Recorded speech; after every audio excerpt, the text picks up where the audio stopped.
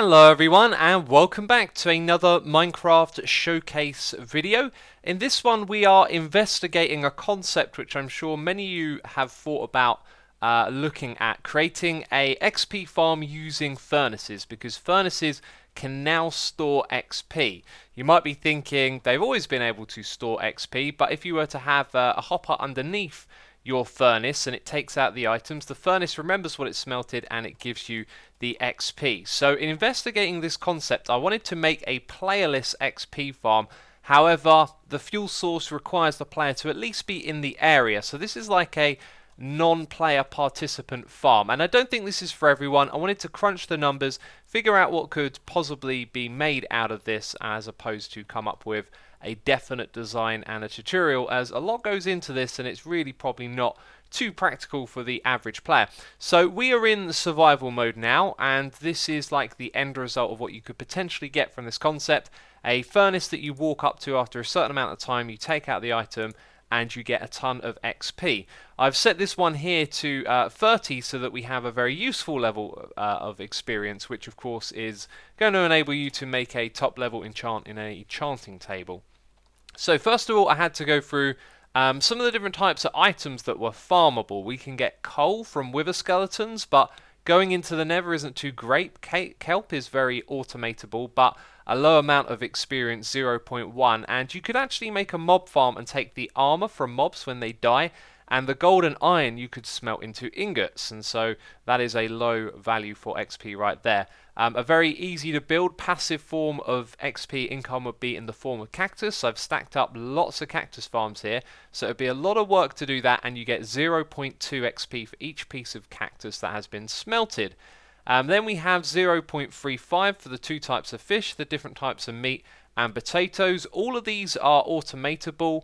The potato is probably actually the easiest one if you use some sort of villager farm, but I've set up a passive mob farm down there, and you will get the meat from it. So that's the highest source of XP that we can get automatically, right? Everything else kind of involves player interaction.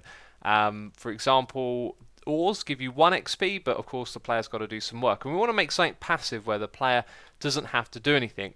Now when it comes to fuel sources, there are two that we can automate, although potentially the coal as well, but I didn't really want to go into the nether.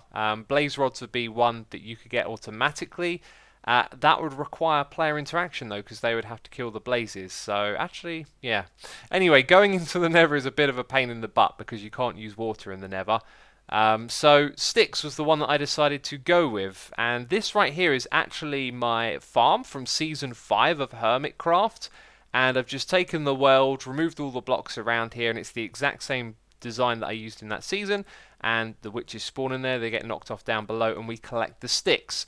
But that will require the player to be in this loaded area because mob spawning is based around the player, so that is the one drawback of this being fully automated out of sight, something that you could perhaps build in the spawn chunks and leave alone because, yes, we don't have a fuel source that can be created out of thin air that doesn't require the player to at least be in the area.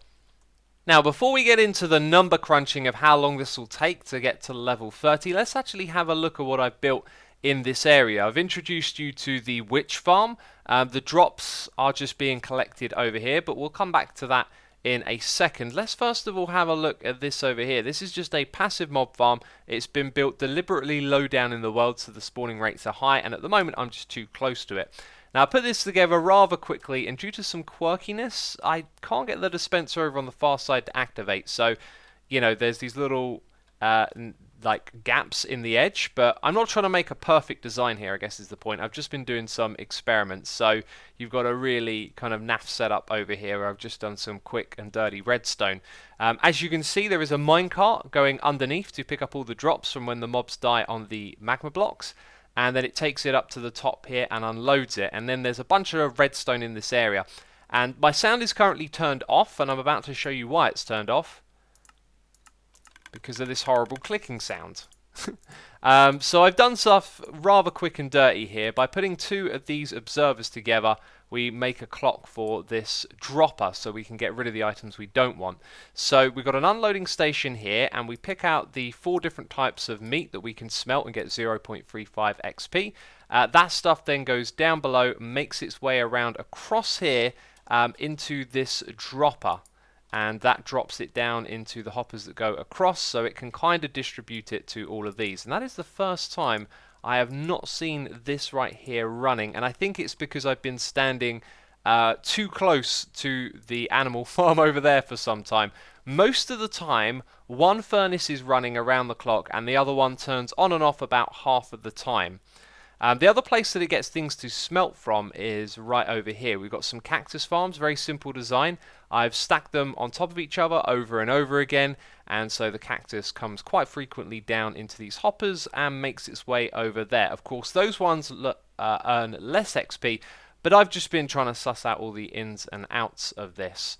So yeah, the other thing to show you is this right here. So the witches land on these hoppers, they go across, their drops do, and they get disposed of. However, sticks will be yanked by this little item filter and sent towards the furnace. So when I'm standing at the right position, which seems to be somewhere around here, this seems to be a sweet spot, we get a lot of spawns from our farm down there, and we get enough sticks to power two of the furnaces at the same time. That seems to be my estimation, that if you built everything correctly, fully optimized everything, you could power two furnaces at once with a witch farm, and you could get the drops from down below up to the top to smelt them all. So let's get into the number crunching. It takes 10 seconds to smelt an item in a furnace, and we need 1,395 experience points. The stuff we're smelting only gives us a fraction of an experience point, so there's a lot of smelting to do, which means it takes a lot of time. Now, one of the things that I've made an assumption with here is that if we could maximize the efficiency of this farm and that one over there, we'd be able to keep two furnaces running around the clock. I think that's a fair assumption to make, because this is very basic and haphazard thrown together. So with that, I've figured out how long it would take you to actually get to 30 levels and have this amount of experience. If you were doing cactus only, it would take 9 hours and 41 minutes to get all the way up to level 30. If you were working with the drops from the animal farm, it would take 5 hours and 32 minutes. So it would be a lot of work, right, to build a cactus farm and a passive mob farm in the same place, just so you could be in the area for hours and hours upon end to get 30 experience points. I know, it's not ideal, but I wanted to do this test so we had some numbers, we had a point of reference. Perhaps if you were building your base around a witch farm and you already had a passive mob farm, this might actually be a really smart project to link the two together, and then you could possibly even do some more tricky redstone and, you know, turn off the furnaces one by one once they've smelted a certain amount of items. That sounds like a fun challenge right there. And then you could store 30 levels of XP in consecutive furnaces. I mean, this isn't one of those, hey, you got to go build this farm type videos, you know. This is just an investigation to something that's technically possible. And I think I've covered all the angles of it with this video. So I hope you've enjoyed it. If you have, leave a like. As always, thank you for supporting the channel. And I'll see you soon with some more Minecraft. So ciao for now. Bye-bye.